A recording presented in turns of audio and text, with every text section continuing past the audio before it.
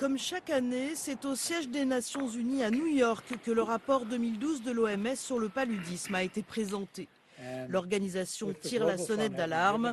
La lutte contre le paludisme ralentit, les moyens financiers manquent, ce qui pourrait avoir des conséquences désastreuses.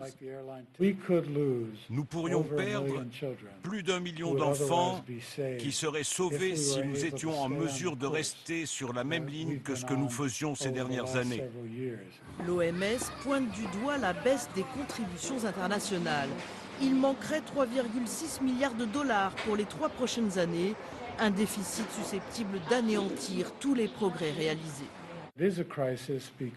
C'est une crise parce que tous ces enfants qui dormaient sous des moustiquaires pourraient finir par ne plus dormir sous des moustiquaires dans les prochaines années. Les chiffres sont éloquents. En 2010, 145 millions de moustiquaires imprégnés ont été distribués dans les pays d'Afrique subsaharienne. En 2012, seulement 66 millions. Résultat, de nombreux ménages ne pourront pas remplacer les moustiquaires existantes qui ont une durée de vie limitée.